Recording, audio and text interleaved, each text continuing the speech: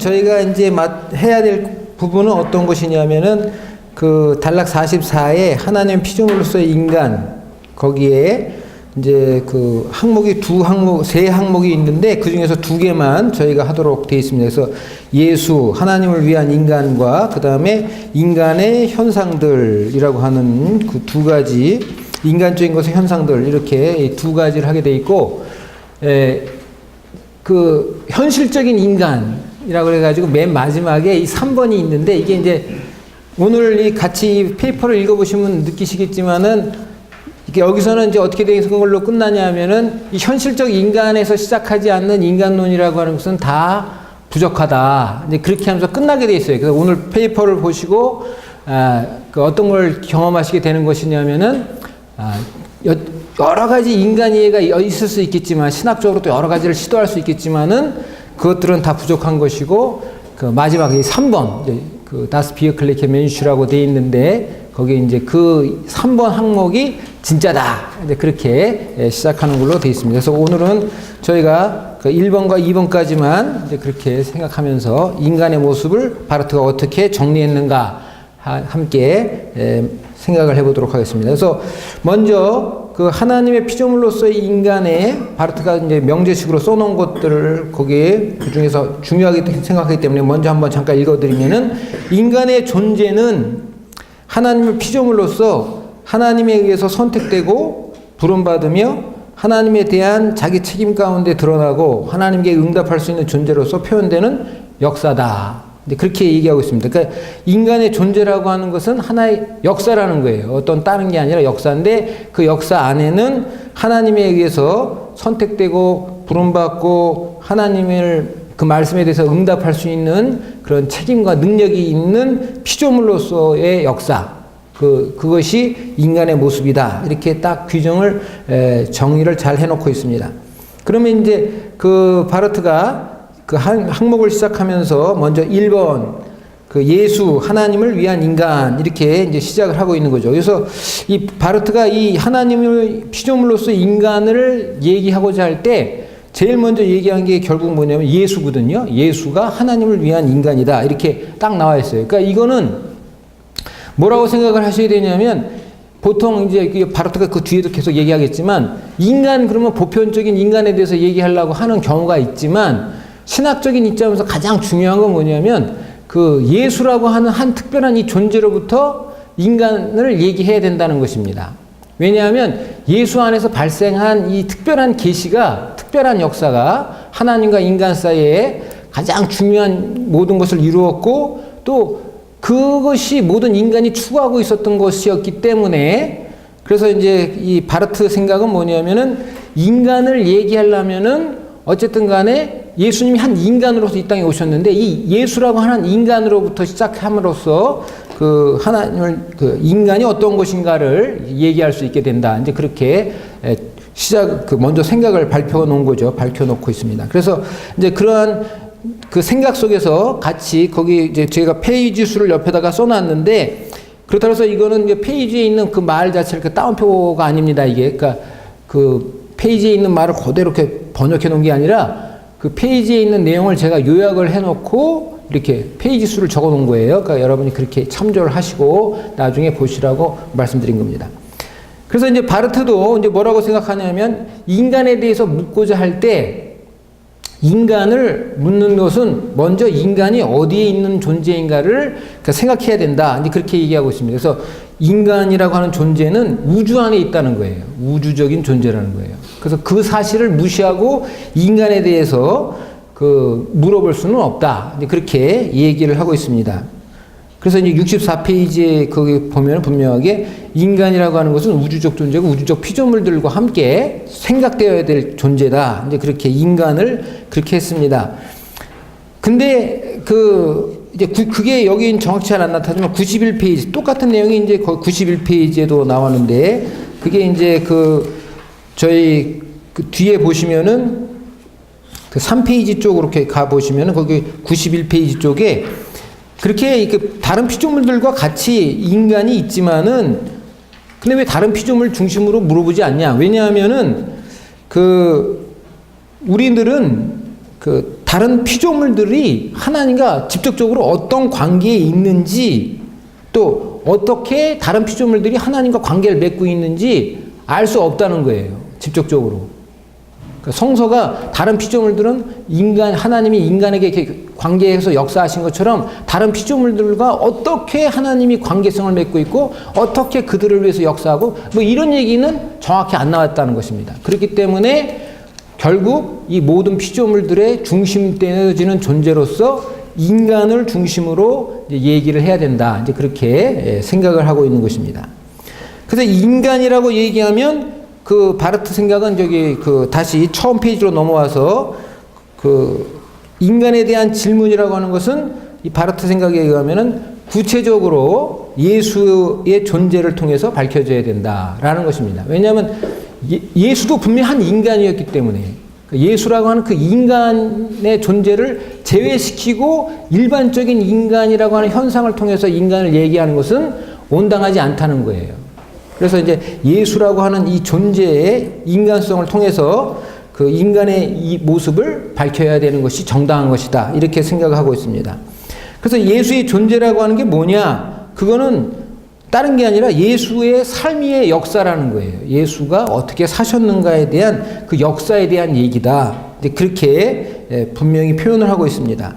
그래가지고 계속 제가 그냥 쭉쭉 읽어가면은 예수를 통해서 인간을 이해한다는 것은 예수의 역사로서 예수의 직무와 더불어 이해되는 역사적 삶과 연관된 것이고, 그러니까 이렇게 예수의 역사적인 삶과 상관없는 중립적인 역사 인간성이라고 하는 것은 없다. 그래서 신약은 특별히 그 예수를 보고자 하되 이 예수님이 하셨던 이 직무에 관계된 것과 상관없는 예수를 말하려고 한 적이 없다는 것입니다. 그래서 우리가 이제 그 예수라고 하는 분을 살펴보려면은 분명히 예수님이 행하셨던 이 직무와 연관된 역사적인 행위들과 더불어서 이렇게 예수님을 봐야 될 것이고 그 예수님 안에서 인간의 모습을 살펴야 된다. 이제 그렇게 얘기하고 있습니다. 그러면서 이제 그 바르트가 거기 중요한 이제 서술을 하고 있는데요. 그러면 그 직무로서 예수님이 자기 인간성을 나타내신다고 그랬을 때 그럼 예수님은 덜 인간이 된 것이냐? 그렇다고 말하지 않는다는 것입니다. 성서가 분명히 얘기하는 것은 뭐냐면은 그분은 완전한 인간으로서 이 땅에 오신 분이고 그런 분으로서 활동하셨고 그런 분으로서 하나님의 그 역사를 이루신 분이다. 그렇게 설명을 하고 있습니다.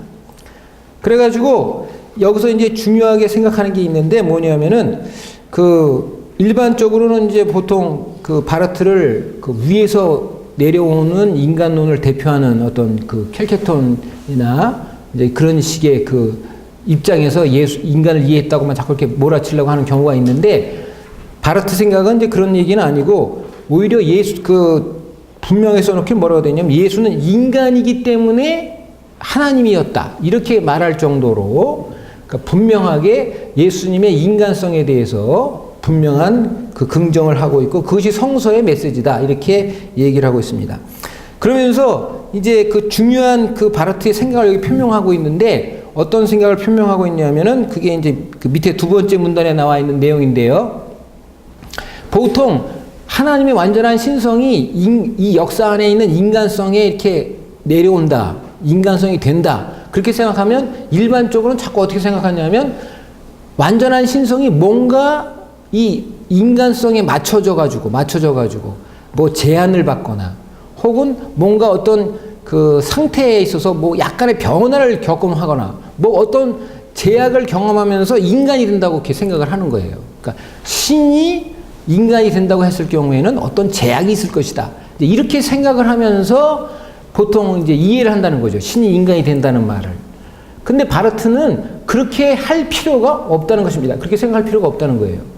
그것이 아니고 어떤 것이냐면 완전한 하나님이 오히려 완전한 인간으로서 나타난다는 거예요.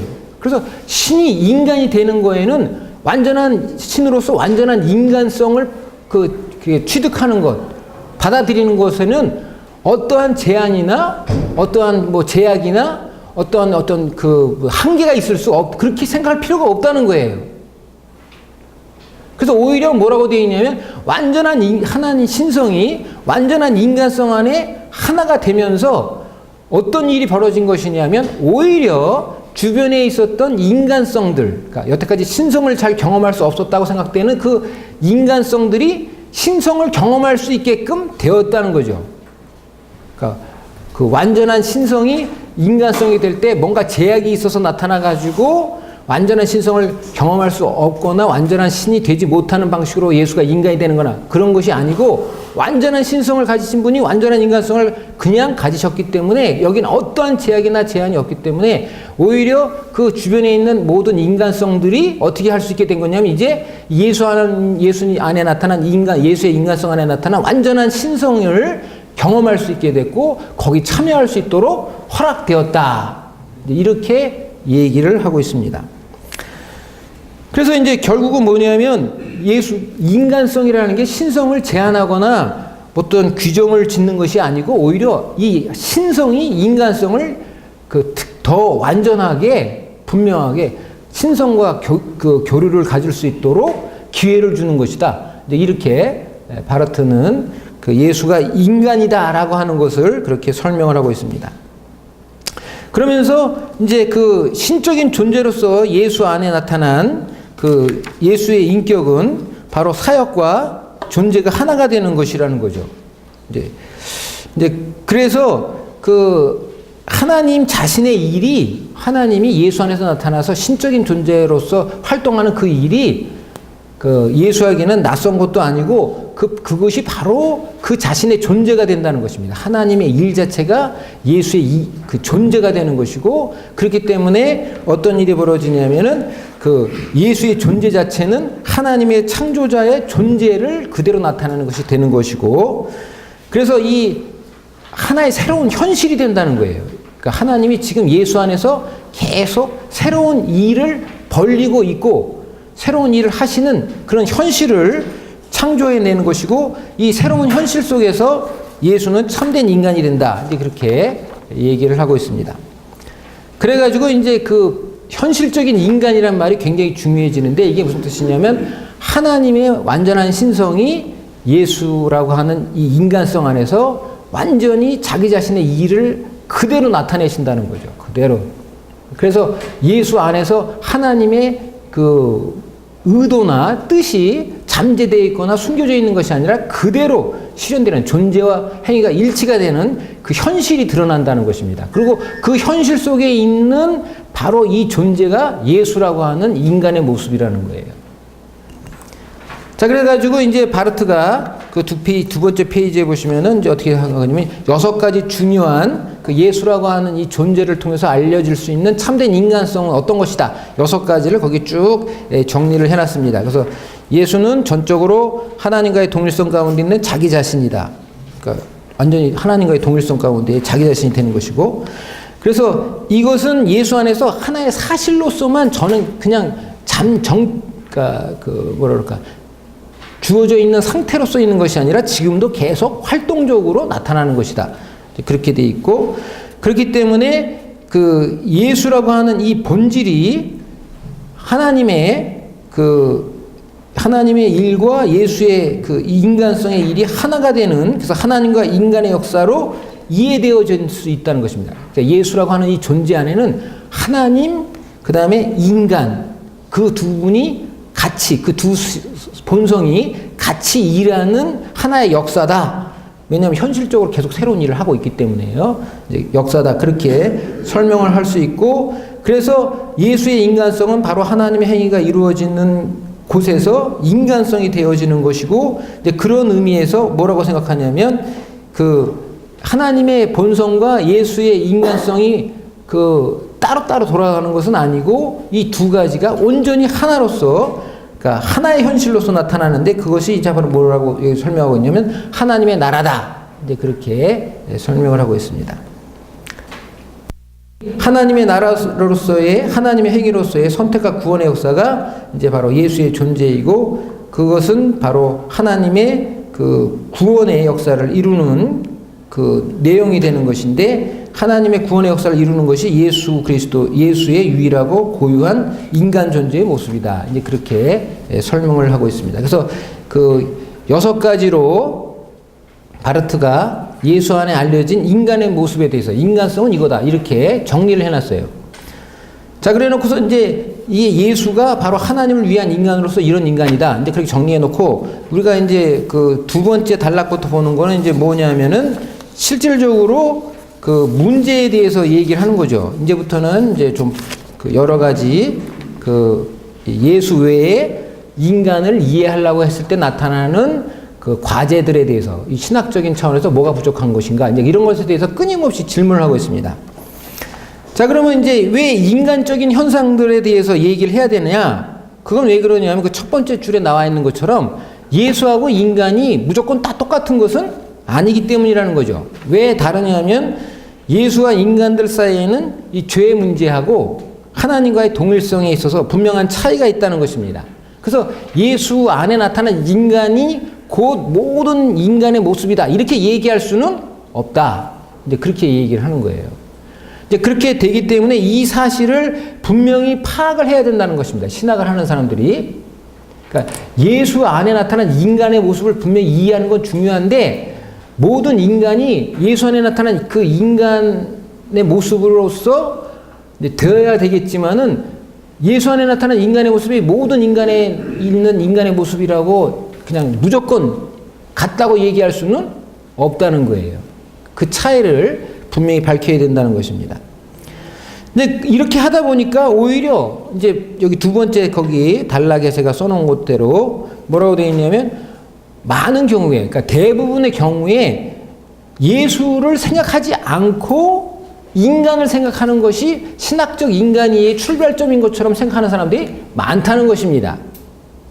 그러니까 예수의 안에 나타난 인간이해하고 보통 사람들의 인간이해가 분명히 차이가 있긴 있지만 그런데 이제 자꾸 사람들이 어떻게 생각하냐면 보통 사람들의 나타난 그 인간이해의 보편성을 기준으로 해가지고 인간을 자꾸 말하려고 한다는 거예요.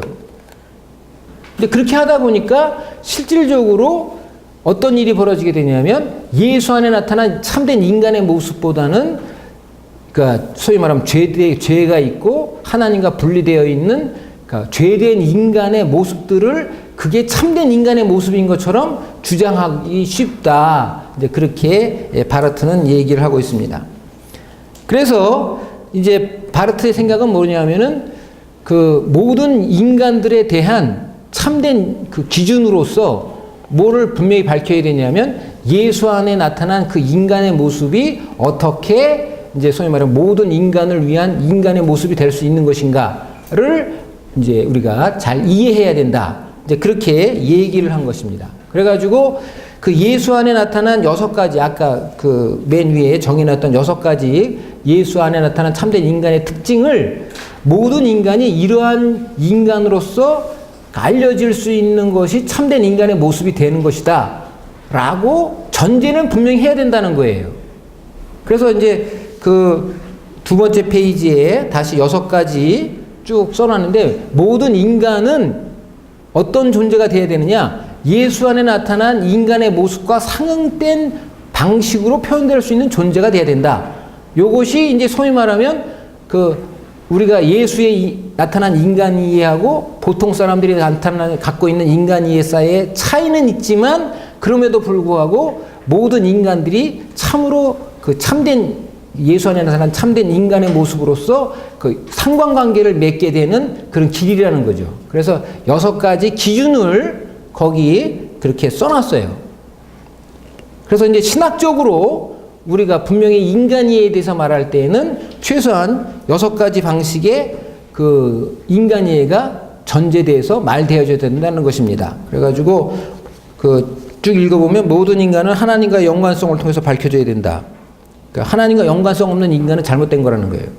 그 다음에 두 번째, 예수에서 발생한 하나님의 계시와 현재가 모든 인간의 구원의 역사인 것을 안다면 모든 사람도 이 구원의 계시에 연관되어 있어야 된다.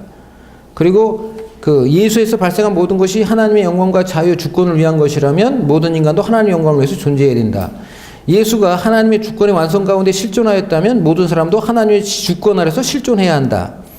예수가 하나님의 그 인간의 구원자가 되는 역사 안에 실존하는 인간이시라면 모든 인간도 하나님이 인간의 구원자가 되는 이 역사 안에 실존해야 된다. 그래서 결국 모든 인간도 하나님을 위한 인간이 되어야 된다. 이렇게 생각하는 이제 6가지 기본 조건이 신학적 인간이의, 그러니까 일반적으로 우리가 모든 사람들을 위한 신학적 인간이의 가장 중요한 어떤 기준이 될 수 있는 것들이다. 이렇게 분명히 밝히고 있습니다. 이제 이렇게 이제 예수님의 그 나타난 인간의 모습 속에서 우리 모든 사람들이 이런 식으로 인간이 밝혀져야 된다. 이렇게 정해놨는데 이제 그 다음 페이지에서 보시는 것처럼 이제 예수랑 상관없이 그 일반적인 보편적인 인간을 기준으로 해가지고 인간에 대해서 말하려고 하는 모든 사람들은 결국 이 6가지를 다 찾을 수 없다는 겁니다. 그걸 말 못한다는 거예요. 6가지에 대해서. 그래서 이제 어떤 식으로 되냐면은 그 6가지 형식으로 말되어질 수 있는 인간이를 말하지 못하기 때문에 그거는 그러니까 엄밀한 의미에서 바르트가 보기에는 현실적인 인간이해가 아니고 참된 인간이해가 아니라는 거예요. 그래가지고 이제 그 인간의 고유한 특징들을 이 피조물로부터 차근차근 그 질문했던 모든 방식들에 대해서 이제 바르트가 하나씩 이제 단계별로 이렇게 다루고 있는 것을 보게 됩니다. 자, 그래서 이제 그 3번째 페이지에 그 2번째 단락에 보시면은 핵심적인 것은 뭐냐면 이제 다시 처음부터 질문을 하는 거죠. 뭐냐면 인간이 그 소위 말하면 주변에 있는 모든 피조물들과의 상황 속에서 이 자기의 존재를 이제 물어보면서 자기의 특징, 인간이란 무엇인가를 이제 물어볼 수 있다는 것입니다. 그러니까 소위 말하면 이제 제일 처음에 얘기하는 그 인간에 대한 질문이 어디서부터 시작될 수 있는 것이냐면 생물학적인 인간이, 과학적 인간이에서부터 시작할 수 있다. 이제 그렇게 단계별로 하나씩 이제 시작을 하는 것이죠.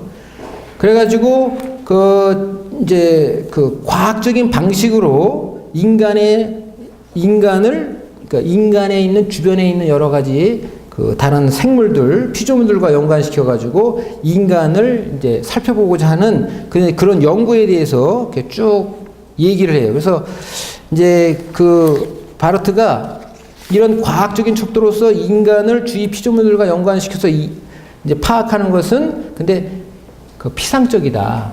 이제 그렇게 결론을 딱 내려요. 왜 그러냐면은 바르트가 그래놓고서 이제 쭉 길게 거기에 이제 각주를 쭉 써놨는데 거기 저희가 그 각주는 다루지 않았습니다.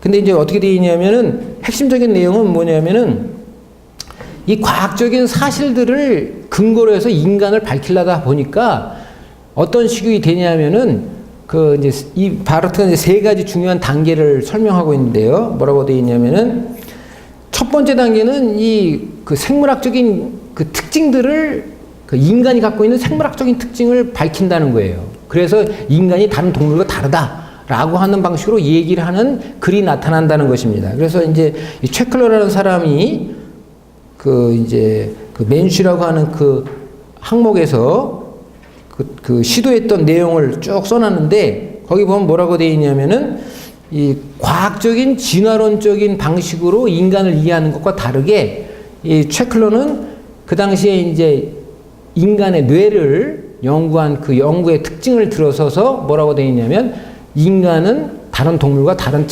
생물학적인 특징을 가지고 있다. 이것이 바로 인간의 모습이다. 이렇게 설명했다는 거죠.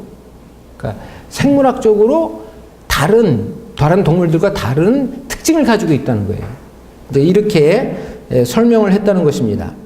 근데 시간이 지나가면서 어떻게 되냐면 이 과학적 사고를 사람들이 점차 받아들이기 시작한다는 거예요. 그래서 이 진화론이라고 하는 것들을 그러니까 암묵적으로 받아들이면서 이 진화론을 관념론적인 사고방식에 따라서 그 자신의 이론에 적용시켜 나가더라는 거죠. 그래서 어떻게 되냐면 관념론적인 게 이제 정반합 이렇게 발전하는 그런 그 발전 과정이 있듯이 이 진화론적인 사고 방식을 그냥 살짝 받아들여 가지고 어떻게 생각하게 되냐면 인간은 생물학적인 특성으로는 다른 동물들과 똑같이 진화한 것이다. 이제 그렇게 설명을 하지만은, 그러나 이 인간의 정신적인 것은, 그러니까 소위 말하면 생물학적인 걸로만 다 설명될 수가 없다. 이제 이렇게 얘기하면서 뭐라고 생각하냐면, 애매하게 설명하는데, 인간은 물질적인 것을 생각할 때는 생물학적인 진화 과정을 통해서 나타난 다른 동물과 똑같은 것이지만, 정신적인 차원에서는 그러니까 특이한, 인간으로서의 특이한 점이 그 윤리성, 어떤 예술, 종교 이런 걸 통해서 나타나게 된다. 이것이 인간의 특징이다. 이렇게 설명을 하게 된다는 거예요. 그러다가 이제 세 번째 과정에 넘어가면 어떻게 되냐면, 이 물질적이고 육체적인 성격과 이 정신의 발달 과정을 나누지 않고 과학적으로 더 통합적으로 설명해 보려고 한다는 거죠. 그러니까 다시 말하면은, 여태까지는 이 정신이라고 하는 것은 물질과 다른 특징을 가지고 있다. 이렇게 계속 설명을 과학적인 방식과 더불어서 하려고 했지만, 세 번째 단계에 이르게 되면 어떻게 되냐면, 물질을 통해서 정신이 귀역화된다는 것입니다. 그러니까 물질이 정신을 만들어낸다. 이런 식으로 이제 설명을 할 수밖에 없게 된다는 거예요. 그래가지고 이제 그 티투스라고 하는 나투어 und 가이스트라고 하는 그 1926년에 쓴 그 책에서 뭐라고 생각하고 있냐면은, 육체적 방식에서 정신적 방식으로의 새로운 진화가 발생한다. 이렇게 이 얘기를 하게 된다는 것입니다. 근데 그러다 보니까 이 과학이라고 하는 차원에서 과학적인 방식을 가지고 인간을 이렇게 이해하고 살펴보려고 하는 그러한 이제 태도들은 결국은 다 어떻게 되냐면, 과학적인 사고방식에 따라서 모든 걸 설명할 수밖에 없게 되는 그런 결과를 낳게 된다는 것입니다.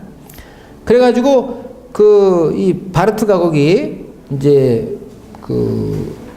소위 말하면 문화 개신교주의에 인간 이해하고도 연관시켜서 이 진화론적인 사고방식이 어떻게 연관을 줬다고 말하고 있냐면은, 그 하르낙이 Das Wesen des Christentüms라고 하는 책을 쓸 때 이 사람이 누구한테 그 글을 배웠냐면, 헤르만 로체라는 사람한테 글을 배웠는데, 이 헤르만 로체라는 사람이 무슨 생각을 하고 있었냐면, 예수한테 나타나는 이 세 가지 차원의 정신적인 특징들은 다 결국은 뭐냐면, 물질적인 과정이 발달됨으로써 나타나는 인간의 정신적 표성이다 라고 생각했던 것과 일치한다는 거예요. 그래서 결론적으로 말하면 어떻게 된 거냐면, 이제 이렇게 과학적인 인간 이해를 전제로 해가지고 신학적인 것을 설명하려고 했었던 모든 시도들이 시간상으로 쭉 봤더니 어떻게 되냐면, 맨 처음에는 과학을 반대하는 것처럼 되고, 그러다가 과학을 받아들이다가, 그러다가 결국은 어떻게 되냐면 과학의 통합이 돼가지고 예수에서 나타난 모든 인간의 정신적 현상은 결국은 이 진화를 통해서 알려진, 그러니까 보편적인 정신의 완전한 형태다. 이렇게 설명을 하게 된다는 것입니다. 그러니까 이제 결론적으로 얘기하면은, 그 과학적 사실로서 이제 신학적인, 그러니까 하나님에 대한, 예수님에 대한 모든 내용을 풀이해버리고 말았다. 이제 그런 내용이죠. 근데 이제 과연 그런 것인지는 알 수 없는데, 다만 이 사람들이 그렇게 했던 건 왜 그러냐면, 과학적 사실에 대한 종교적 해석을 수행했다는 거예요. 과학적으로 주어졌던 걸 그러니까 자기가 알고 경험했던 이 종교적인 내용하고 무조건 매치를 시켜가지고 이 과학적 사실에 근거해서 종교적 현상을 설명을 하다 보니까 그렇게 하나의 해석을 수행한 거지, 진짜 과학적 사실이 그렇다고 얘기된 것은 없다. 그런 얘기죠. 이제 그래서 이 바르트의 입장은 무엇이냐면은, 이 과학적인 사실로서 이렇게 인간을 이해한다는 것이, 바르트는 이제 위험할 수 있다고 얘기를 하고 있어요. 그러면서 이제 그 과학적인 연구 자체가 갖고 있는 한계에 대해서 이제 지적을 하고 있는 거죠. 그 다음부터 뭐라고 되어 있냐면은, 이게 인간에 대해서 정확히 다 얘기할 수 없는 것이 왜 그러냐면은, 그 인간이 갖고 있는 생물학적인 감각적인 것도 있지만은 또 다른 분명한 인간의 그 차원이 다른 게 있다는 거죠. 그게 바로 윤리적인 차원이라는 거예요. 이 바르트의 그 분명한 표상은 뭐라고 되어 있냐면, 인간이 생각한다는 것, 사유한다는 것은 대상과 연관돼서 사유를 하기도 하지만 그러나 의지, 그 대상을 사유한다고 하는 그 의지, 그런 태도, 그것에 따라서 자기가 자기 결정을 하고 그렇게 행위를 한다는 것은 분명히 생물학적으로만 설명될 수 없는, 그러니까 인간의 자유에 대한 얘기라는 겁니다. 인간의 자유. 그러니까 분명하게 과학적 사실 차원에서 밝혀지는 인간의 모습도 있지만, 그러나 바르트가 거기서 제시하고 있는 건 뭐냐면, 그러나 과학이 인간의 자유라고 하는 현상을 다 설명해 줄 수 있는 것은 아니라는 거예요. 인간이 갖고 있는 이 자유라고 하는 것은 그 생물학적인 것과 다른 것이다, 이런 겁니다. 다른 차원이 필요하다는 거죠. 자, 그래가지고 이 인간은 언제나, 그 바르트의 생각은 뭐냐면, 이 과학적 차원을 뛰어넘어서 이제 윤리적 관점으로 인간을 이해해야 되는 새로운 차원이 등장하게 된다. 그렇게 얘기를 하는 것입니다. 그래서 이 윤리적으로 인간을 이해하는 새로운 차원이라고 하는 것은 조금 전에 말씀드린 것처럼 언제나 자기가 자기의 존재를 결정짓는, 그러니까 난 어떤 존재가 될 것이다 라고 자기 스스로 자기를 결단하는 그런 영역, 그 차원을 이제 다뤄야 된다는 거죠. 그래가지고 그 인간이 자유롭게 자기 스스로 뭔가 될 수 있다고 생각되는 그런 모습을 얘기하지만은, 그러나 이제 여기서 바르트가 분명히 강조하는 것은 무엇이냐면, 그 인간의 모습도 그러니까 완전할 수는 없다. 이제 그렇게 얘기를 하면서 바르트는 그걸 이제 딱히 신학적으로 규정을 짓는데, 그 왜 그러냐면, 인간이 스스로 자유롭게 자기를 결정한다고 얘기할 때 그건 다 어떤 자유냐면 하나님과 함께 내린 결정이 아니라는 거예요. 하나님과 함께하는 자유가 아니라는 거예요. 이건 다 어떤 자유냐면 하나님 없이, 하나님의 말에 반대해서 하나님과 상관없이 살아가려고 하는 불순종하는 인간의 자유라는 거예요. 그렇기 때문에 그거는 엄밀한 말에서, 그러니까 참된 인간의 모습을 보여주지는 못한다.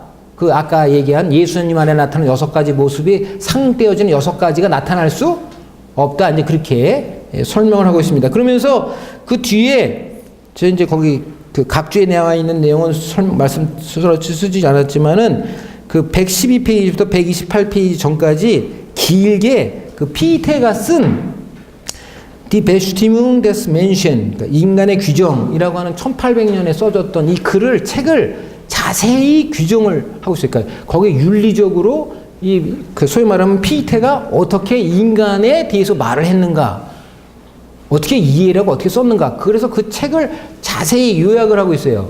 그래가지고 거기 이제 그 피테가 쓴 글을 요약한 걸 보면 뭐라고 되어 있냐면, 인간은, 그러니까 첫 번째 그 피테가 쓴 단락의 첫 번째가 이제 의심이에요. 의심. 그 다음에 두 번째가 지식. 세 번째가 믿음. 요 세 가지 항목으로 3권의 책을 이렇게 차곡차곡 써가지고 인간의 규정이라고 적어놨는데, 첫 번째 말한 그 의심이라고 하는 말은 어떤 뜻이냐면, 생물학적이고 자연적인 과정에서 인간이 맨 처음에 자유롭게 자기를 성취한다고 생각한다는 것입니다. 그래서 자기가 생물학적인 요구에 따라서, 몸이 원하는 거에 따라서 살아가는 게 자유로운 거야. 그렇게 생각하면서 살지만, 그러나 자기가 자기의 몸에 따라서 자기의 자유를 이뤘다고 생각하는 그 순간부터 실제로 자기가 경험하는 건 뭘 경험하게 되냐면 어떤 법칙이 있다는 거죠. 이 자연 법칙이라는 것이 있는 것이고, 살아가는 사람들 사이에도 행동의 법칙이 나타난다는 거예요. 그래가지고 이 생물학적으로 자기에게 요구되어지는 원하는 방식대로 얼마든지 인간이 자유롭게 자신을 이룰 수 있다고 생각했던 그 모습이 실제로 그렇게 살다 보면 어떻게 되냐면 그 반대에 부닥치게 된다는 겁니다. 반대 현상을 경험하게 된다는 거예요. 그래가지고 이제 첫 번째 단락으로 나온 게 이게 그 의심이에요. 그러니까 스바이펠이라고 되어 있는데, 그러니까 인간이 의심을 하게 된다는 겁니다. 내가 진짜 이렇게 사는 것이 올바른 것일까? 인간이란 게 이런 것일까? 이렇게 생각하면서 의심을 하게 되고 그 다음 단계로 넘어간다는 거죠. 그래서 그 다음 단계가 바로 이제 이거 지식에 대한 내용인데, 그게 바로 뭐냐면 자기가 자유롭다고 느낀 것, 그 다음에 자기가 법칙이라고 느꼈던 것, 이것은 다 자기의 지식을 통해서 알려진 것이라는 겁니다. 자기가 자기의 지식을 통해서 경험한 것들이에요. 그러니까 자기가 다 확인하고 파악해낸 자기에 대한 얘기예요. 그러니까 자기를 안 거예요, 결국. 나는 생물학적으로도 자유롭고 그렇게 살 수도 있고, 또 자기가 이 자연의 법칙에 따라서 사람들의 그 살아가는 그 방식에 따라서 어떤 존재가 돼야 될 것인가를 결정할 수도 있는 그러한 그 법칙을 아는 존재라는 것입니다. 그래서 자기를 알기 시작한다는 거죠. 이 자기를 안다고 하는 이것이 결국은 이제 뭐냐면은 그러니까 참된 지식으로서 이 피테의 생각은 그래가지고 이제 그 이 의심되어지는 현상을 이게 자기에 대한 지식으로서 이렇게 통일시켜 나갈 수 있는, 극복해 나갈 수 있는 하나의 좋은 단계가 된다. 이제 그렇게 얘기를 하고 있습니다. 그렇지만 여기 이제 그 피테가 거기서 끝나는 게 아니고 세 번째 단계로 이 믿음에 대해서 얘기를 해요. 그건 왜 그러냐면 자기가 어떤 존재가 돼야 되겠다라고 이제 생각한 그것이 소위 말하면 윤리적인 법칙이고 사람들과 함께 살아가는 데서 필요한 법칙이고 이런 것들인데 이것이 꼭 그렇게 돼야 된다고 하는 것을 확인시킬 수 있는 것. 그러니까 윤리적 법칙에 따라 사람이 살아야 된다 라고 하는 걸 느끼는데 분명히 우리가 나쁜 짓 하면서 살 수는 없잖아요. 그죠? 그러니까 예를 들어서 자기가 하고 싶은 대로 한다고 해가지고 우리가 윤리를 벗어나서 살 수는 없지 않습니까? 실질적으로. 그죠? 근데 이제 중요한 건 뭐냐면 이 피테가 거기서 질문한 게 이거예요. 그러면 내가 윤리적인 법칙에 따라서 살아야 된다는 것을 확증시켜주는 게 뭐냐 이거예요. 내가 왜 윤리적인 법칙에 따라서 살아야 되냐 이거예요. 왜? 그 윤리적 법칙이라는 게 무엇이길래 우리가 그 윤리적 법칙을 따라서 살면 인간다운 삶을 더 잘 살 수 있다고 생각하게 되느냐 이거예요. 결국 이 윤리적인 법칙이라고 하는 것은 무엇이냐면 그렇게 믿은 거예요. 사람이. 앞으로 이 윤리적인 법칙에 따라서 이렇게 살면 우리 모두가 다 행복하게 잘 살 수 있게 될 것이다 라고 믿었기 때문에 그렇게 된다는 것입니다. 그래서 결국 이제 믿음에 대한 얘기가 되는데 근데 이 믿음이라고 하는 것은 이 피테가 어디다가 규정을 지어놨냐면 자기 자신 안에다 규정을 지어놨어요. 그러니까 어떤 신이나 어떤 초월적인 전체에 대해서 그 믿음을 갖는다는 게 아니라 이렇게 얘기를 했어요. 피테가 뭐라고 얘기했냐면 자기가 죽음으로써 새 생명이 태어난다는 거죠. 그래가지고 이 인간의 역사가 계속 된다는 거예요.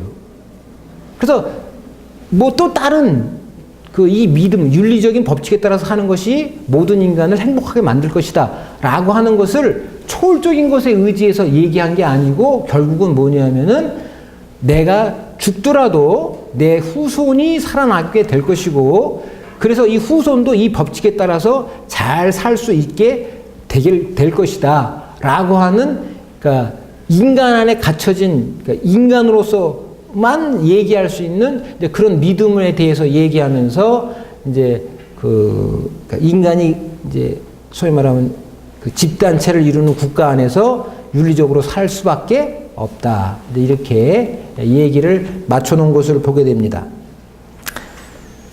그래서 이렇게 그 피테의 글을 정리하면서 그 3페이지 맨 마지막에 그 문단에 제가 써드린 것처럼 이제 바르트는 어떤 평가를 내리고 있냐면 인간을 자연 과학적으로 판단하려고 할 때는 외부에 갇힌 존재가 돼 있고 이 윤리적인 가능성을 따라서 사는 인간의 그 내적인 모습을 강조하려고 할 때는 오히려 내적인 한계에 갇혀 있는 이제 그러한 인간의 모습이 나타나게 된다는 것입니다.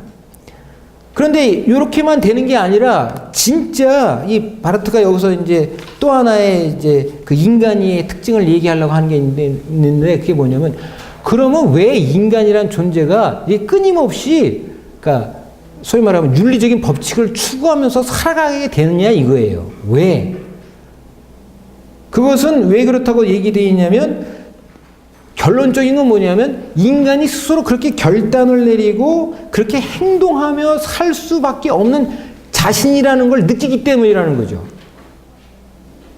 그래서 이 이제 그 바르트의 입장에 따르면은 뭐라고 생각하고 있냐면 인간에 대해서 묻는 가장 궁극적인 질문은 어떤 것이 되냐면 이 행동하고 결정짓는 인간 자신에 대한 질문이라는 것입니다. 인간은 왜 결정을 짓고 행동을 하며 결단을 내리는 것일까? 이게 도대체 무엇일까? 인간이 왜 그렇게 사는 것일까? 라고 하는 질문을 하게 되는데, 이 질문이 바로 이제 실존 철학적인 질문이라는 것입니다. 그래서 그 실존이라고 하는 것을 이제 물어보게 되고, 실존이라고 하는 것은 이 바르트에 따르면 다 어떻게 경험되냐면 항상 가능성으로서 존재를 하는 것으로서 이렇게 경험을 하게 되고, 그 안에서 역사적인 선택을 해야 되는 역사성의 존재로서 알려지면서 그 어떤 한계 상황 속에서 자기가 맞부닥쳐진 그 삶의 한계 상황 속에서 무엇인가 새로운 것을 결정 내려야만 하는, 그리고 새로운 것을 향해서 끊임없이 넘어가야 하는 인간의 그런 존재, 실존적 존재를 이제 인간이 물어보고 있는 것이다. 이것이 결국 인간의 새로운, 그리고 가장 그 마지막 질문할 수 있는 단계가 된다. 이제 그렇게 얘기를 하는 것입니다. 그러니까 결론적으로는 인간이 초월적인 것을 향해서 끊임없이 넘어가려고 하는 뭔가가 인간 안에 있다는 거죠. 그러니까 이것이 인간을 인간되게 만드는 가장 본질적인 것으로서 중요하게 그 사람들이 파악한 것이고, 이런 실존적 차원이 있다. 이렇게 얘기를 한 것입니다. 그래가지고 이제 세 가지 차원을 분명히 얘기했는데, 자연과학적인, 생물학적인 차원에서 인간을 이해하는 방식과, 윤리적으로 인간을 행위에 따라서 이해하는 방식과, 그 다음에 그 행위를 결정 지으면서 끊임없이 새로운 것을 추구해야만 하는 그 상황에 만족하지 않고 계속 뭔가를 새롭게 추구해야만 하는 그 결단하는 인간의 존재의 모습으로서 실존적 상황. 그러니까 실존적 인간, 요것이 인간의 가장 그 세 가지 중요한 모습이고, 이제 그러니까 요 세 번째 나타난 현상이, 그러니까 소위 말하면 인간의 가장 그 심각한 질문을 던진 것, 인간은 무엇이다, 무엇인가에 대한 심각한 질문을 던진 것이다. 이제 그렇게 얘기를 합니다. 이제 그렇게 얘기하면서 이제 바르트가 요 그 실존에 대한 이제 질문을 하는 거예요. 이제 바르트가 신학자로서 질문을 하는데, 어떻게 질문을 하고 있냐면 다음과 같이 질문하고 있습니다. 왜 우리가 초월을 하려고 하냐 이거예요. 초월을 하는 것이 무엇인지 잘 모른다고 하면 인간은 왜 꼭 반드시 초월을 해야 되냐 이거야. 그러지 말고 아예 그냥 윤리적인 것이나 신경 쓰지 말고 무엇이 어떻게 되든지 그냥 현실적으로 만족하면서 살 수는 없냐 이거예요. 왜 사람이라고 하는 것이 꼭 초월을 해야만 하냐 이거예요. 이제 그렇게 하면서 이제 이 초월을 해야 된다고 하는 질문이, 그럼에도 불구하고 사람들이 자꾸 초월을 해야 된다고 하니까, 이 초월이라는 건 왜 사람들이 해야 된다고 말하는 것일까? 이 초월이 도대체 어떻게 해서 가능한 것일까? 이제 그렇게 물어봤는데, 이 얘기의 내용은 뭐냐면, 인간이 진짜 뭔가를 초월했다고 얘기할 때, 무엇을 초월을 향해서 뭔가를 계속 자기 자신을 이렇게 극복하면 넘어간다고 했을 경우에, 이 초월이라고 하는 것은 실제로 이 바르트가 보기엔 어떤 거냐면 인간 안에 있는 거라는 거예요. 인간 안에 초월이라는 게 있었어요. 그러니까 자기가 스스로 자기 안에 있다고 생각되는 걸 향해서 넘어간 거예요. 그러니까 바르트가 보기에는 이 초월이라고 말했던 것은 실제로는 초월이 아니라는 것입니다. 이건 자기 안에 있었던 거예요. 자기 안에. 그래서 인간은 초월하지 않으면 안 돼요. 왜냐하면 자기 안에 있었던 거거든요. 그 초월이라고 하는 게. 이 바르트가 보기엔 실존 철학자들이 말하는 초월이라는 게 자기 안에 있었던 거라는 겁니다. 그래서 만약에 이런 다른 타자라든지 어떤 그 초월적인 영역을 추구하지 않고 인간이 그냥 살아간다고 하는 거는 오히려 어떤 거냐면 비본래적인 인간이 된 거예요. 잘못 말을 하고 있었던 거예요. 왜냐하면 인간 안에는 벌써 초월적인 요소가 다 내재했기 때문에. 그래서 이 바르트가 이 초월적인 게 내재해 있다 이렇게 얘기한다고 한다면, 이제 바르트 생각은 뭐냐면 그건 진짜 초월이 아니라는 겁니다. 그러니까 그건 인간 안에 내재해 있었던 거지, 진짜 이 사람들이 얘기했던 것처럼 자기를 초월하고 이 현재 상황을 초월하고 전혀 다른 어떤 것을 향해서 계속 나간다 이렇게 되는 것이 아니라는 거예요. 그러니까 다 그렇게 보인 것처럼 된 거지, 진짜 초월은 다 그렇게 이 바르트가 이 분명하게 얘기를 한 거죠. 그렇기 때문에 초월이 진짜가 아니라고 한다면 인간이 초월을 추구할 수 있다는 말도 엄밀한 말해서 그거는 참된 말이 되지 않습니다. 왜냐하면 그건 다 그러니까 가짜 거짓말이었으니까.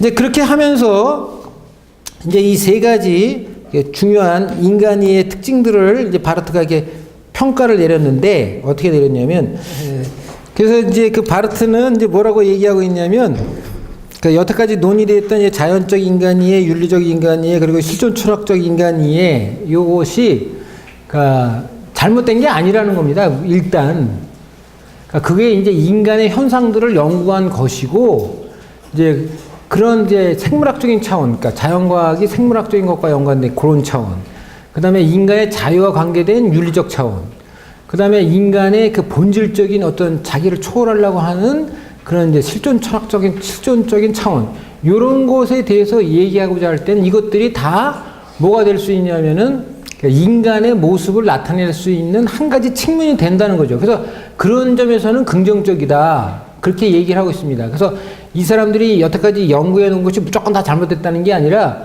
이제 그런 연구를 한다는 것 자체를 중요시 여기고 그렇게 인간이해를 한다는 것을 이제 그 귀하게 생각을 하는데, 반대하는 건 뭐냐면 이렇게 자연과학적 인간이해가 전부다. 자연과학적으로 생물학적인 차원에서 인간을 딱 지음으로써 요 이상 나머지는 다 가짜다. 이렇게 얘기를 해버리려고 하기 때문에, 그러니까 윤리는 윤리대로, 실존은 실존대로, 나머지 차원은 다 부정하고 자기들의 관점에서만 전부라고 얘기를 하려고 하기 때문에 그것이 이제 소위 말하면 그러니까 참다운 인간이에 도달하지 못하게 막는 것이다. 이제 그렇게 얘기를 하는 거죠. 그러면서 바르트는 어떻게 생각하냐면 이 현실적인 예수님 안에서 나타난 인간의 모습은 이런 세 가지 차원을 다 포함하고 있다고 생각을 하는 거죠. 생물학적인 차원도 있고 윤리적인 차원도 있고 실존적 차원도 있다는 거예요. 그래서 그런 것들이 참된 인간의 모습, 예수님에 나타난 참된 인간의 모습을 보여줄 수 있는 하나의 이제 소위 말하면 이제 그 심통이 된다는 겁니다. 증상, 어떤 그런 것들이 된다는 거죠. 자, 그렇게 얘기하면서 이제 그런 한도 내에서 이제 이 세 가지 인간 이해들을 우리가 받아들일 수 있다. 이제 그렇게 얘기하면서 이제 바르트는 신학적 인간 이해를 전개시켜 나가는데 중요한 원칙을 하나 얘기를 하는데 뭐라고 얘기하냐면, 여태까지 말했던 인간 이해가 참다운 인간 이해가 되지 못했던 것은 왜 그러냐? 그건 왜 그러냐면 하나님 없이 인간을 말하려고 했었기 때문이라는 겁니다. 결론적으로는. 하나님 없이 인간 스스로 인간에 대해서 말할 수 있다. 이렇게 해가지고 인간에 대해서 얘기를 하려고 했기 때문에 이렇게 한계가 있었다는 거예요. 그러니까 이제 바르트 얘기는 뭐냐면 거꾸로 해야 된다는 거죠. 인간을 참으로 얘기를 잘하려면 그 인간의 이 모든 것이 그러니까 근본적으로 하나님으로부터 왔다고 하는 그 사실을 인정함으로써 그러니까 하나님의 주권을 통해서 이해할 때 그러니까 오히려 인간에 대해서 더 잘 이해할 수 있게 된다. 이것이 이제 소위 말하면 신학적 인간이해가 강조하는 바이다. 그 얘기입니다. 그래서 자연과학적 인간이해 반대하는 것도 아니고 윤리적 인간이해 반대하는 것도 아니고 실존적 인간이해 반대하는 게 아니고 다만 뭘 얘기해야 되냐면 하나님과 함께 그렇게 얘기를 하라는 거예요. 하나님과 함께 그렇게 얘기를 해야 된다는 것입니다. 그래서 바르트는 이제 분명하게 신학적 차원에서 다음과 같이 주장을 하고 있는데, 하나님은 인간을 창조하신 분이라는 거예요. 그래서 이 인간을 누구보다 더 잘 알고 계시다는 겁니다. 그리고 하나님이 인간을 창조하신 분이고, 그래서 하나님으로부터 말씀하시는 걸 들을 때 인간이 더 잘 자기를 이해할 수 있다는 것이죠. 그리고 하나님 없이 인간이 존재해 본 적이 없다는 거예요. 그러니까 인간을 이해하려면 반드시 하나님과 함께 하나님과 함께 이해를 해야 된다는 것입니다. 그래서 이제 그 바르트는 적극적으로 뭐라고 얘기하고 있냐면, 인간이 스스로 모든 갖고 있는 주권이라고 하는 거죠. 맨 마지막 페이지 두 번째 단락에 인간이 갖고 있는 모든 주권은 하나님으로부터 받은 주권이다 라고 하는 것을 분명히 이해해야 된다는 것입니다. 그리고 그걸 긍정해야 된다는 거예요. 그렇게 할 수 있을 때 인간이 자기 자신을 총체적으로 더 잘 이해할 수 있게 된다. 이제 그렇게 말을 하고 있습니다.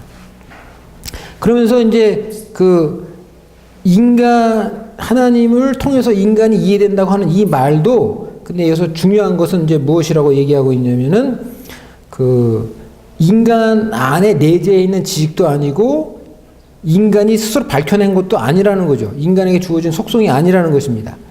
그것이 아니고 오히려 뭐라고 생각하냐면 그 다음 문단에 나와 있는 것처럼 그 하나님의 역사를 통해서 알려진 이해라는 것입니다. 그러니까 하나님이 지금 스스로 인간에 대해서 그렇게 말씀하시고 계시고 그렇게 알리고 계시고 그렇게 행동하시고 계시기 때문에 인간이 하나님을 통해서 만들어진 존재구나. 그리고 하나님과 함께 할 수 있을 때 왜 존재할 수 있구나. 하나님과 함께 있을 때만이 내가 가능한 존재가 되는 것이로구나. 라고 스스로 알 수 있게 되어진다는 거죠. 그래가지고 이 바르트는 분명하게 뭐라고 되어 있냐면 인간을 이렇게 하나의 그 주어진 상태로서 이해하려고 하지 않고 언제든지 하나님과 함께하는 그 상호 연관성 안에, 그러니까 이 상호 연관성도 뭐 동등성을 기준으로 된 게 아니라 하나님이 말씀하심으로써 이루어지는 그런 현실, 그런 관계성 안에서 이제 참된 현실적인 인간의 모습이 드러날 수 있다고 그렇게 얘기를 하고 있습니다. 그래서 이제 바르트는 그 마지막에 두 번째 문단에 이제 결국 인간의 존재는 어떤 존재냐면 그 가능성의 존재로서 배울 수 있게 되어 있는데 하나님과 함께, 그래서 어떻게 하냐면 이제 그 다음에 보면은 하나님을 향해서 자신을 정함으로써 자신을 배울 수 있고 그 자신의 자유 가운데 자신을 발견하며 행동하는 존재로서 자신의 생각 속에 하나님을 인정하며 하나님을 자신의 존재 안에 받아들일 수 있게 돼 있다. 그래서 한마디로 말해서 뭐냐면 그 바르트가 보기에는 그 인간의 참된 모습은 하나님으로부터 배우면서 존재하는 것이다. 그러니까 하나님과 상관없이 그러니까 자기가 스스로 존재하는 인간은 없다는 것이죠. 하나님으로부터 배우면서 존재하는 것이다. 그리고 이렇게 배우면서 존재할 수 있도록 된 것이 인간의 자유라는 거예요. 그리고 이런 인간이 그런 자유를 갖고 있다는 차원에서 인간은 책임적 존재가 된다는 거죠. 자신의 자유를 이루어 나가는 책임적 존재가 된다. 그리고 이러한 이제 자유로운 책임성 안에서 인간은 뭐냐면 자신의 인격성과 역사성을 말할 수 있게 되는 이제 그런 그 이제 인간이에 도달하게 된다고 그렇게 얘기하고 있습니다. 그래서 이제 신학적 인간이를 말을 했는데 그러면서 그 마지막 단락에 써 있는 것처럼 거기 분명히 뭐라고 써놨냐면 또 근데 분명한 것은 이렇게 인간의 실존의 현실성 안에도 그러니까 이것을 하나님을 통한 구체적 인간으로부터 시작하지 않고 인간으로서 우리로부터 이해하려면 이것들은 모두 인간의 잠재적인 가능성이 되는 것이고 그것은 여전히 현상적인 것에 대하여 말하는 것으로 남을 것이다. 근데 그렇게 얘기함으로써 구체적인 인간으로부터 시작해야 되는데 그 구체적인 인간이 누구냐면 예수죠. 그러니까 이 예수라고 하는 인간으로부터 인간을 얘기할 수 있는 그러니까 그 인간의 현상을 얘기할 수 있는 그러한 관점이 필요로 하다는 것입니다. 그래가지고 이제 바르트는 그 여기 이제 우리가 여태까지 공부한 단락에 의하면 어떻게 되어 있냐면은 그러니까 인간을 얘기하려면 먼저 예수를 얘기해야 된다. 왜냐하면 예수란 인간이 있었기 때문에. 예수란 인간이 없었으면 모르는데 예수란 인간이 있었다는 거예요. 그래서 이 예수란 인간 안에서 어떤 존재가 나타나는지를 분명히 밝혔고 그런데 이제 두 번째는 뭐냐면 이 예수로부터 이 모든 인간이해를 무조건 다 말할 수는 없었다. 왜냐하면 예수와 우리 보통 인간 사이에는 차이가 있기 때문이다. 그래서 그 다른 예수와 우리 사이의 다른 점에 대해서 분명히 전제를 해야 되는데 그럼에도 불구하고 우리가 밝혀야 될 건 뭐냐면 우리 안에 우리 그 예수와 다른 인간의 모습들 사이에서도 구체적으로는 궁극적으로는 예수 안에 나타난 그런 인간의 모습이 밝혀지는 것이 참된 인간의 모습으로서 긍정돼야 된다. 그래서 6가지 모습을 이제 설명을 해놓은 거죠. 그리고 6가지를 찾을 수 있도록 해야 된다. 이제 그렇게 얘기했는데, 그러면 그 예수, 그렇게 인간, 보편적인 모든 인간의 모습 속에서 그 6가지의 특징을 나타내는 인간이해가 있을 수 있는가. 그렇게 하면서 이제 그 과학적인 인간이해, 그 다음에 윤리적 인간이해, 실존적 인간이해를 밝혔는데, 거기서 보니까는 실제로는 그 모든 것들이 다 그러니까 불확실하다는 거예요. 여러 가지 현상들에 대해서 말을 하지만 불확실한 것이고, 그러니까 한계가 있는 것이고, 혹은 거짓된 것이 된다는 겁니다. 잘못하면은. 그래서 이 바르트 생각은 어떻게 되냐면, 그 인간 이해들을 올바른 인간이가 되게 하려면은 그것이 궁극적으로는 하나님과 함께 존재하는 인간으로서의 인간 이해를 밝혀줌으로써 그러니까 자연과학적 인간의, 윤리적 인간의, 실존 철학적 인간 이해를 통합할 수 있는 그러니까 참다운 인간의 모습을 표현할 수 있게 된다.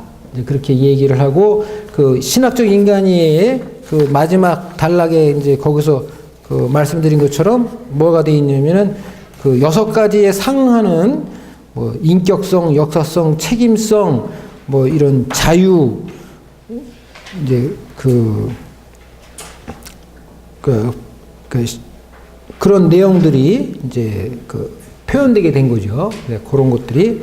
그리고 이제 이런 것들이 이제 참으로 인간의 모습으로서 이렇게 드러나게 하려면은, 근데 어떻게 돼야 되냐면, 바르트가 이제 여전히 묻고 있는 게 뭐냐면, 그 인간의 잠재적 가능성으로서 이걸 얘기해서는 안 되고, 분명히 구체적인 인간으로서 예수라고 하는 이 현실을 차근차근 설명해 나감으로써 어떻게 인간의 모습이 이렇게 그 참된 인간의 모습이 될 수 있는가를, 그러니까 현실적으로 참된 인간의 모습이 될 수 있는가를 밝힐 수 있다. 이제 그렇게 얘기를 하고 있습니다. 그리고 이제 거기 이 페이지 152페이지까지 돼 있지만은 그 이후에 153페이지부터 157페이지까지 뭐에 대해서 써놨냐면, 이 브룬너가 쓴 책, 그러니까 이제 데어 맨신 비더슈프로, 그러니까 이제 그 모순 속에 있는 인간, 뭐 이렇게 그렇게 번역된 게 있거든요. 그러니까 모순 속에 있는 인간이라고 하는 그 책의 내용을 이렇게 쭉 서술하면서 그 이렇게 하나님을 통해서 인간을 이해한다고 하지만,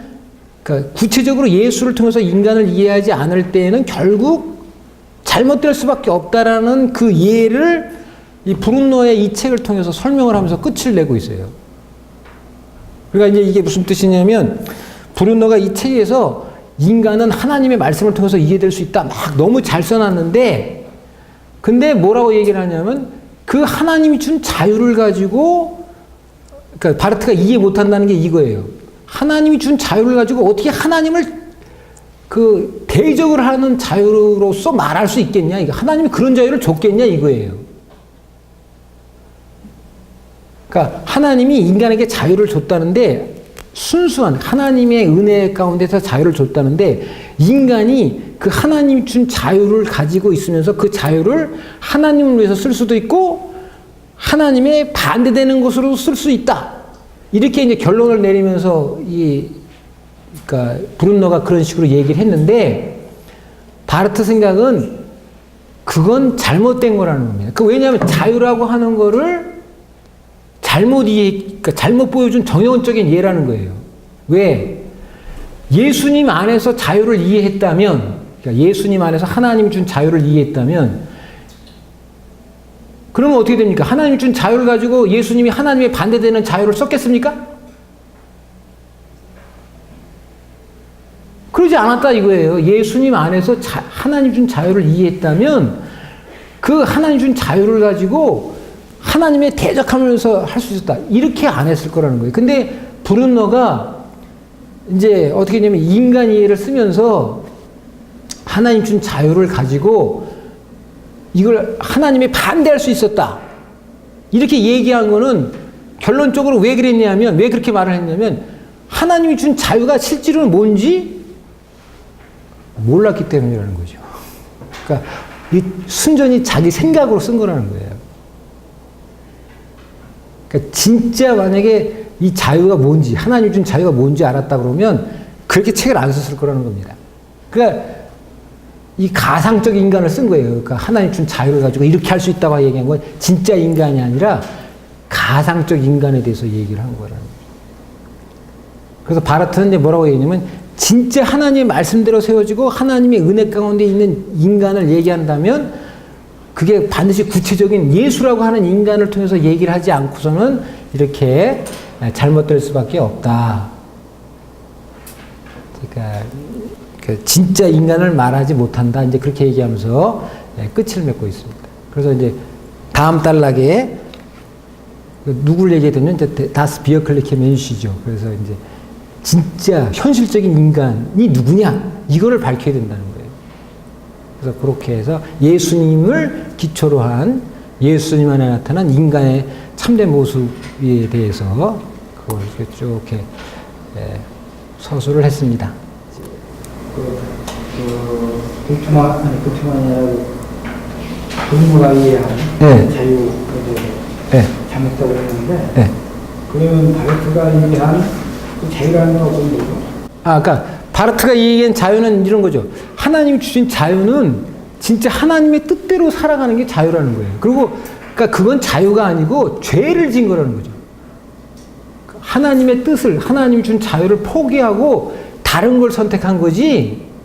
이 브루노가 그러니까 얘기하는 그 자유를 오해했다는 거예요. 그러니까 자유가 아니고 그건 자유가 아니라 죄다 이거예요. 그건 죄지 자유가 아니라는 거예요. 자유를 하나님이 자유를 주셨기 때문에 내가 이걸 가지고 이렇게도 할 수 있고 이렇게도 할 수 있다. 이렇게 생각하는 자유를 하나님이 준 적 없다는 거예요.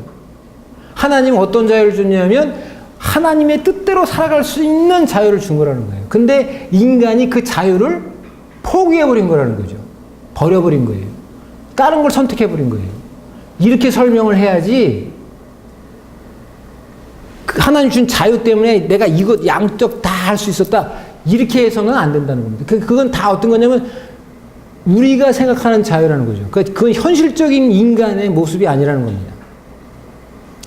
그러니까 여기 이제 바르트가 여기 현실적인 인간이라고 하는 걸 자꾸 이렇게 강조하는 거는 아까도 말씀드린 것처럼 어떤 거냐면 이게 추상적으로 정체되어 있는 그런 형태로 그러니까 인간을 얘기 안 하는 거죠. 무엇인가가 존재하고 있고 그 존재가 실질적으로 나타난다 이거예요. 현실 안에서 그대로. 이게 진짜 현실적인 인간이라는 거거든요. 그러니까 존재와 행위가 분명하게 일치해서 알려지는 요 인간, 요게 진짜 현실적인 인간이다. 이제 그렇게 얘기를 하는 것이고, 이제 바르트가 말하는 그런 인간이 이제 소위 말하면 그 예수라고 하는 그 인간성 안에서 나타난다는 거죠. 질문. 네. 한 가지는 교회의학 이번 주제와 관련해서 직접적인 내용 질문이 될 것 같은데 하나는 좀 간접적인 것 같아요. 첫 번째 직접적인 거는 지금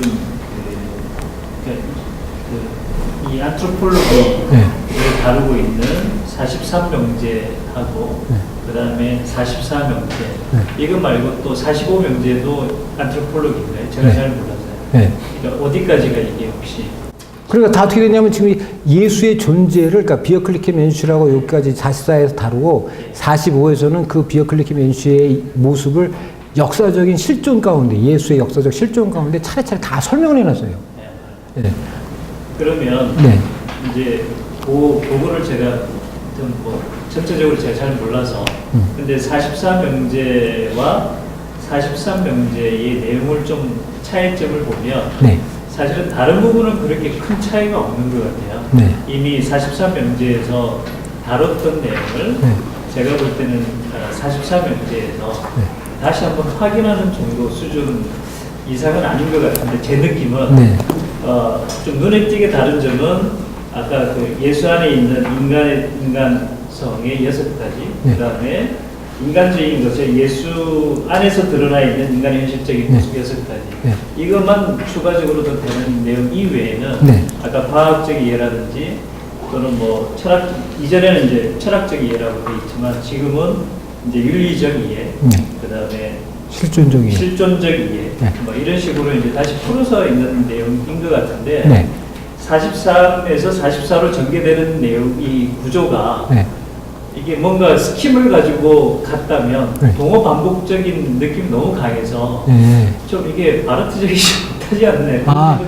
어떻게 된 것이라고 이렇게 여기 생각하시면 되냐면 이 하나님의 이게 창조론 3권을 쓰면서 창조에 대해서 얘기할 때 이제 먼저는 이제 창조는 어떤 것이다를 설명해 놓고 이 창조에 대해서 얘기할 때 결국은 그 창조의 핵심으로서 인간에 대해서 얘기를 해야 된다는 거죠. 그래서 지금 아까도 계속 61페이지, 91페이지 이렇게 말씀드린 것처럼 결국 이 창조에 대한 내용은 인간 이해를 밝힘으로써 그 창조의 본래적인 의미가 나타난다. 이제 그렇게 바르트가 규정을 지어놓은 거거든요. 그러니까 그거는 이제 그 요즘 시대에 신학하는 사람들한테는, 그러니까 예를 들면 몰트만이 이렇게 얘기를 했는데요. 뭐라고 얘기했냐면 그 삼일체 하나님의 역사라고 하는 책에 거기에 질문을 이런 식으로 질문한 게 있어요. 뭐라고 하냐면 생명에 대해서 물어보면서 인간이 이 지구상에 없다고 할 때 다 멸종당한 거예요. 이 인간이 어떻게든 멸종당했다고 했을 때 그때의 생명이라는 의미는 무엇일까? 하나님이 생명의 영으로서 이 지구에 생명을 준다면 그것은 뭘 뜻하는 것일까? 이렇게 질문을 하거든요. 그래서 이제 어떻게 되어 있냐면 결론적인 게, 그러니까 이게 그 몰트만이 창조 안에 계신 하나님을 쓰면서부터 그 질문의 패턴을 완전히 바꿔버려요. 어떻게 바꾸냐면은 여태까지는 인간 중심적으로 질문되어진 자연 뭐 이렇게 얘기했는데 지금은 인간은 여러 생명들 중에 하나다라고 하는 관점으로 얘기를 해야 된다는 것입니다. 그러니까 그런 식으로 이제 질문을 해가지고 나가는 거거든요. 근데 이제 바르트는 그게 아닌 거예요. 지금 분명하게. 뭐라냐면 모든 피조물들을 다 얘기하지만, 모든 피조물들과 함께 얘기하지만 하나님이 직접적으로 다른 피조물들과 구체적으로 어떤 관계를 어떻게 계약을 맺는지 어떻게 됐는지 성경에 나온 얘기가 없다. 그러니까 어떻게 얘기되냐면 모든 피조물들과의 관계를 얘기하는 것은 그러니까 자연과학적인 차원에서 얘기를 하는 것이고 이제 그런 한도 내에서 이제 소위 말하면 인간에 대해서 얘기를 해야 된다. 이제 그렇게 그러니까 여기 인간이라고 하는 의미는 어떤 거냐면 결국 이 자연을 대표할 수 있는 존재로서 나온 거거든요. 그래서 이제 그 맨 처음에 명제 43에서 다룬 거는 그렇기 때문에 그 인간이 신학적인 창조에 대해서 중요한 질문거리가 된다고 그걸 밝혀놓은 거고요. 지금 44에서는 뭐냐면 그러면 그 인간에 대해서 질문하는데 그럼 어떤 인간에 대해서 얘기를 해야 되냐. 근데 그게 이제 인간 그러면 보통 다 우리가 생각하기에는 그냥 다 너무나도 다 인간이니까 인간이다 그러지만 바르트가 얘기하고 싶은 건 뭐냐면 진짜 인간이 한 사람 분명히 있는데 그게 예수가 인간이라는 거죠. 그러니까 예수도 분명히 인간이라는 거예요. 그러니까 이 예수가 인간이라고 하는 관점에서 모든 걸 설명을 하도록 해야 된다. 이제 이 얘기를 분명하게 지금 44에서 써놓고 있는 겁니다. 그래가지고 인간을 이해할 때도 그러니까 우리가 만나는 인간이 진짜 이건 다 우리는 가짜 인간이에요. 그러니까 가짜 인간이라는 게 무슨 얘기냐면 그러니까 뭔가 잘못된 그러니까 비정상적인 인간이고 그러니까 참된 인간의 모습을 보여주지 못한다는 뜻입니다. 이게 가짜 인간이란 뭐 그래 전혀 존재 가치가 없다 뭐 그런 얘기가 아니라 뭔가 그러니까 하나는 참된 인간의 모습을 보여주지 못하는 인간인데 참된 인간의 모습을 보여주는 인간이 진짜 있었다는 거예요. 그게 이제 예수다. 그 얘기. 예, 근데 이제 43에서도 사실은 이제 그 부분을 다루고 있는데 네. 44로 논의가 진전될 때는 조금 더 포커스가 예수 그리스도로 맞춰져 있다. 네, 구체적인 인간, 현실적인 인간이라는 걸로. 예, 그렇게 현실적인. 그거는 제가 이해를 하고요. 그 다음에 또 하나는 이제 간접적인 것은 두 가지인데 하나는 여기에서 이야기되는 안트로폴로기가 네. 교회 교의학 말고 우리가 이러한 내용들을 확인할 수 있는 바르트의 다른 저작들이 어떤 책들이 있을까요? 그 전이든 아니면 그 이후든 교회 교의학 안에서의 이 내용을 또 다른 쪽에서 비교나 또는 확인할 수 있는 저작이 어떤 책들이 있을까요? 그러니까 이 인간론에 대해서 다루는 관련해서 제가 지금 구체적으로는 그 각주에 달아놓은 거 외에는 보지를 못했습니다. 실제로. 네. 뭐 강연이나 뭐 설교나 뭐 이런 거에서도 특별하게 바르트가 이렇게 남겨놓은 내용들은 그러니까 지금 인간에 대해서 다뤄놓은 거는 없었어요. 예. 그러니까 이렇게 다뤄놓은 거는. 예. 그 혹시 그 하나님의 인간성이라는 거 있죠? 네. 거기에는 그런 문제가 거기는 그것이 아니고 그 뭐가 돼 있냐면 약속에 따라서 어떻게 하나님의 그 그러니까 인간성을 하나님의 약속에 따라 어떻게 이해할 수 있었느냐 그거에 대해서 써놨어요. 그러니까 이런 지금 우리가 뭐 지금 무슨 자연과학적이고 무슨 그 윤리적이고 철학적인 그런 얘기는 그러니까 실존 철학적인 그런 얘기는 없었어요. 그 간접적인 거 마지막으로 제가 네. 너무 질문 많이 하는 거 죄송한데 아니요. 그러니까 간접적인 것 중에 하나는 대화하시다가 그러면 이제 제가 생각나실 때까지 얘기하겠는데, 제가 이 자연과학적 인간 이해를 이렇게 바르트가 쓴 걸 읽으면서 느낀 건요, 뭐냐면요, 바르트가 자연과학을 굉장히 잘 받아들이고 있어요. 어떻게 되냐면, 바르트가 이 자연과학적인 사고하고 신학적 사고하고는 매우 비슷하다. 이런 얘기를 해요. 그게 뭐냐면, 어떤 그 전제가 없이 그 대상을 연구한다는 겁니다. 전제 없이 대상을 연구한다. 그리고 또 뭐가 있냐면은 어떤 특정한 세계상을 세우려고 하지 않는다. 그러니까 바꿀 수 있다. 언제든지 바꿀 수 있다. 그래서 이제 이 신학적인 논리하고 자연과학적 논리가 서로 상반된 것처럼 보이지만 그 논리를 전개해 나가는 방식은 서로 상응된 게 많다는 거예요. 그러면서 바르트가 이 연구한 사람들의 얘기를 이게 긍정적으로 받아들일 수 있다고 생각하는데, 제가 지금 말씀은 안 드렸지만 그 자연과학적 인간 이해를 그 신학적으로 잘 말하는 사람이 있다는 거예요. 그 바르트는 과학과 반대되는 사람이다. 예를 들면 그렇게 자꾸 성격을 규정짓는 사람이 있거든요. 안 그래요. 바르트는 적극적으로 과학하고 대화를 해야 된다고 생각하는 사람이에요. 그래서 이 진화나 발생되어지는 생물학적인 특성들이 인간의 역사적인 사실을 이루는데 매우 중요한 역할을 했다고 인정을 해요. 네, 그게 지금 어디 있냐면 99페이지에 그 아돌프 포르트만이라는 사람이 그 비올로기시 프라게만 주 아에나 레레 폰 멘션이라고 하는 책을 썼는데, 그 안에 나와 있는 그 내용을 이 바르트가 잘 이렇게 그 긍정하면서 이렇게 그 과학적인 이런 식으로 연구하는 게 신학적으로도 매우 중요한 자료가 될 수 있다고 이렇게 인정을 하고 있어요. 그래서 제가 말씀드리고 싶은 건 뭐냐면은 그 바르트가 인간 이해를 얘기하는데 어떤 신학적 인간 이해, 그러면 딱 우리가 생각하기에는 어떤 틀이 딱 잡혀 있어가지고 나머지는 다 부정하고 그런 식으로만 인간 이해를 이해한다. 그런 식으로 생각하기 쉬우신데 그게 아니고, 진짜 이 바르트는 뭘 얘기하고 있는 거냐면 하나님이 창조한 인간이라고 하는 게 이 세상의 모든 생물학적인 연관성 속에서 이해가 돼야 되고, 그리고 그 인간이 복합적인 차원을 하나도 빠짐없이 얘기해야 된다는 거예요. 그런데 그런 모습을 정확히 잘 보여주는 게 누구냐면 예수라는 겁니다. 예수. 그래서 나중에 이 45 이렇게 쭉 넘어가시면 여러분들이 그 예수가 어떤 존재다라고 하는 걸 쭉 이렇게 설명해 놓은 게 있는데, 단락들이 있는데, 그것들을 보시면 매우 구체적이고 현실적이에요. 그 인간의 모습들이. 사실은 여기 계신 분들은 다 하나님을 잘 믿고 하시기 때문에 네. 이게 얼마나 별로 이렇게 재미가 없으시겠죠? 네, 와닿지 않으실 수도 있는데, 네. 저는 이 교회 교회학을 처음 초창기에 약간 접어들었을 때에 네. 그 윈스터의 동영상이 하나가 있었어요. 네. 그 네덜란드의 교수님이 이 바르트의 그 안트로폴로기를 가지고 강좌를 하나 세션을 연구를 동영상으로 올려져 있어서 읽었는데 사실 너무나 충격적인 내용이 사실은 담겨져 있었다고 그런 생각을 했었거든요. 네.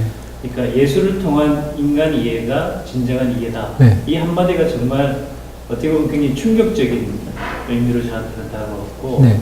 그 다음에 예수를 벗어난 어떤 인간적인 이해, 그런 것들은 인간 자체가 하나의 페노메나, 네. 현상적인 것이고 현상이기 때문에 심통이고 다 회부로 다 돌아간다는 네. 그런 이야기를 들었을 때는 굉장히 충격적인 어떤 네. 그 언설들이 나와 있는데, 네. 그게 어느 명제에서 나온지는 제가 잘 모르겠습니다. 지금 이 두 번째 나온 거든요. 이게 그 내용들. 네. 예, 이게 굉장히 충격적인 내용인데, 네. 그게 제가 오늘 사실은 제가 기대한 만큼 뭔가 이 뭔가 파괴함이 없어서 네?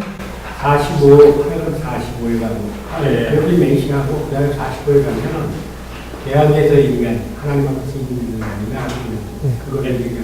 저에게는 뭐 너무나 충격적인 이야기여서 네.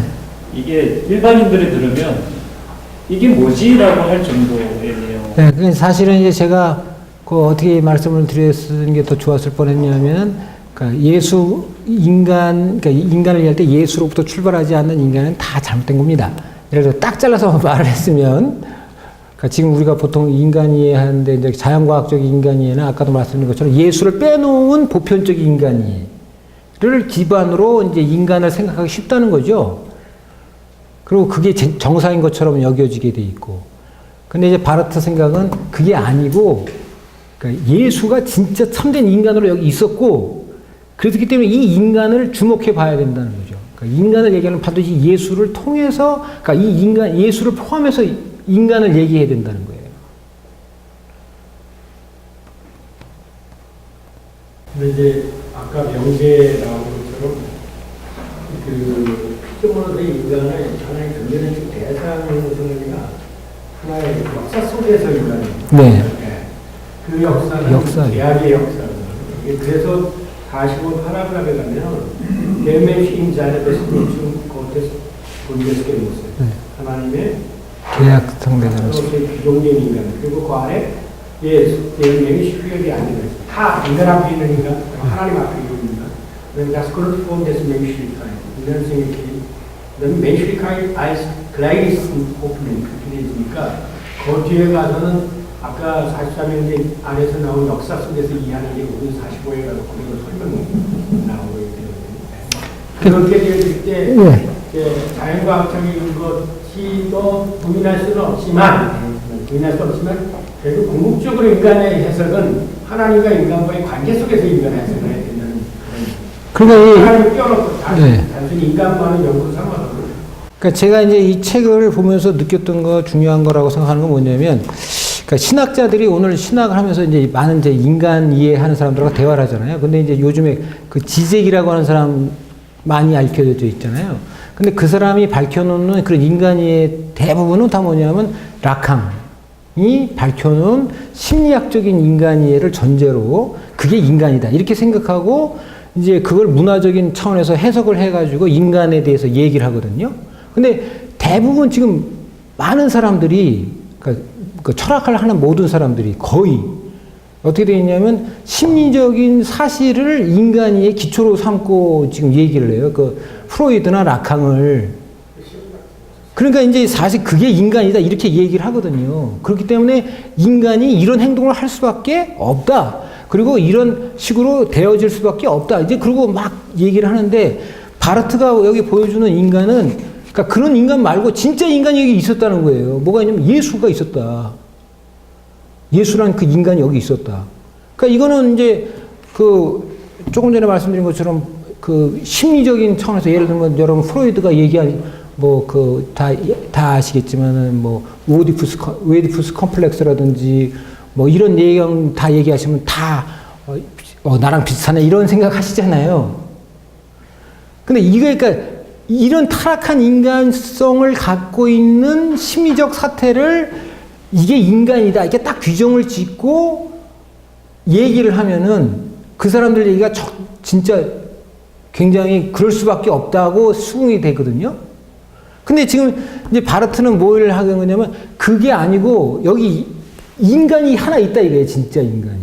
근데 그게 예수다 이거야. 그러니까 이 인간이 진짜 우리의 인간의 모습을, 그러니까 참된 인간의 모습을 보여주는 거다. 이렇게 얘기를 한 거거든요.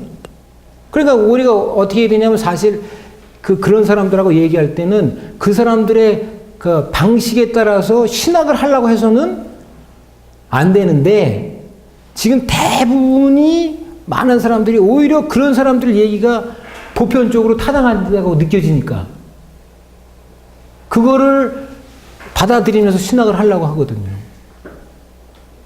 근데 이제 우리가 결국 그 진정한 인간에 대해서 얘기할 때는 제가 생각하기에는 그 인간은 그러니까 죄된 인간이죠. 죽을 수밖에 없는 인간이고. 근데 그런 인간 말고 진짜 인간이 여기 있었다 이겁니다. 그게 여기 예수. 그러니까 이 인간성을 밝히는 게 신학자들이 해야 될 일이 아니냐. 그러니까 오늘날 이제 이 바르트의 공헌이라는 거는 제 생각에 그러니까 그런 점에서 중요하다고 이렇게 생각을 해요. 제가 왜 아까 그 다른 책에서 이 안트로폴로기를 볼 수 있는 게 혹시 있느냐, 네. 바르트의 저작 중에 네. 한 거는 하이데거가 이제 존재와 근데 그거 존재와 시간 그것도 어떠냐면 그 나중에 딴 데다가 이 하나님의 시간성에 대해서 쓰면서 그걸 읽어보시면 어떻게 되냐면 하이데거가 얘기하는 시간하고 전혀 다른 시간을 얘기하거든요. 그러니까 하이데거는 죽어서 없어지는 시간이고 이 바르트는 하나님이 등장하는 창조하는 시간이에요. 그러니까 완전히 달라요. 그게 하나님의 시간성에 대한 내용을 다루는 것을 찾아보세요. 그러니까 2의 2권인가 거기 2의 1권인가. 네, 교회 교회학. 네. 저는 이제 교회 교회학 바깥에 저작 중이에요. 그건 모르겠어요. 네. 그 테올로기식 왜냐면 하이데거의 그 글에 대해서 네.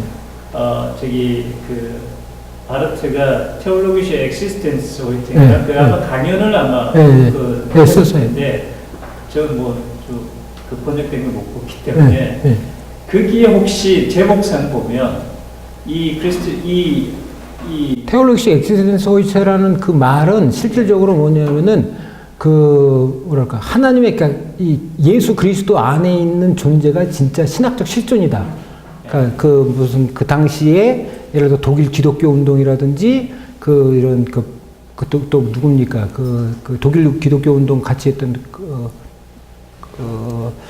아니 누구죠 세속주의로 넘어간 사람이 있었는데 고가르텐이나 이런 사람들의 운동에 반대하면서 그러니까 예수 그리스도 안에 살아가야 되는 신학자의 모습, 그러니까 기독교인의 모습은 예수의 말씀 가운데 순종하는 것이다. 그걸 이제 쓰려고 한 거죠. 거기. 이게 직접적으로. 거기엔 그런 게 없습니다.